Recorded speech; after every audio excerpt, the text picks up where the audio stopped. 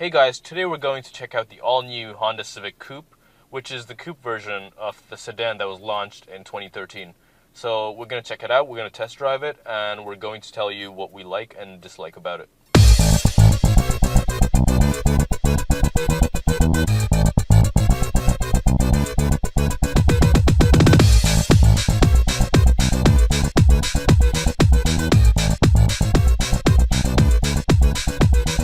The last time the Civic was redesigned was in 2012, and at that time Honda did something very unique, which was they made a redesign look worse than its predecessor.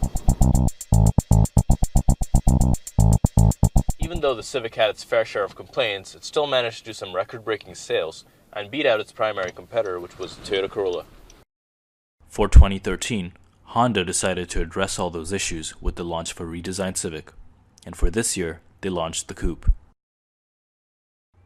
Although this is more of a refresh than a redesign, the subtle changes really make the car stand out.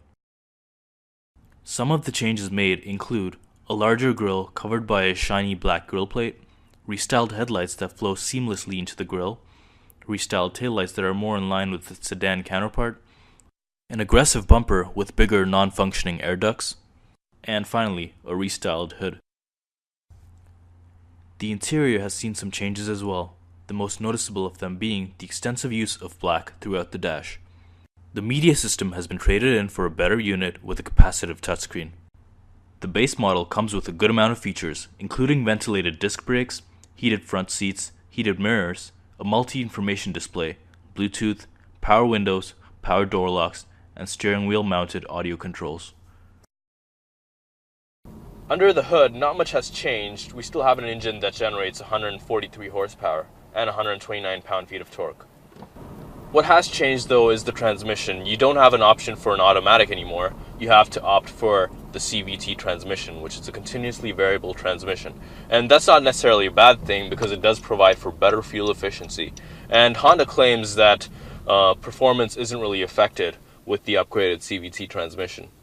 So let's tell you what we liked and didn't like about the Civic Coupe. First, let's go over the likes. What we like is that although this is only a 1.8 liter engine, it still provides enough power to deliver quick acceleration and instant throttle response. All thanks to the bigger exhaust that they've fitted for this model year. In fact, I would even go as far as saying that the acceleration is almost as good as the BMW 320i that I test drove a few months ago.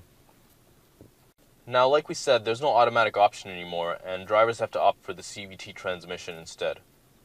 There's nothing wrong with that because the CVT in this is absolutely splendid. It delivers great fuel efficiency without taking away much from the driving performance. The third thing I like are the interiors. You have a good blend between analog gauges as well as digital screens to kind of make the car look more sophisticated than it actually is. You also have the 5-inch MID screen, which comes standard. Basically allows you to toggle through all your audio settings as well as phone options, etc. And what do we dislike about the Civic Coupe? As far as what we dislike, it's fairly minor, which is the volume button. If you look at it, it's not even a knob anymore. It's more of a touch-sensitive control that you basically flick up or flick down, and it's not very friendly to use. Sure, I could use the buttons behind the steering wheel to change the volume, but it's just not as friendly as having that knob to instantly increase or decrease the volume. Overall, the Civic Coupe is a great car for anyone who's in the market for a compact coupe. But instead of buying it for its redesign, which isn't that major, buy it for its fuel efficiency thanks to the upgraded CVT and above average performance.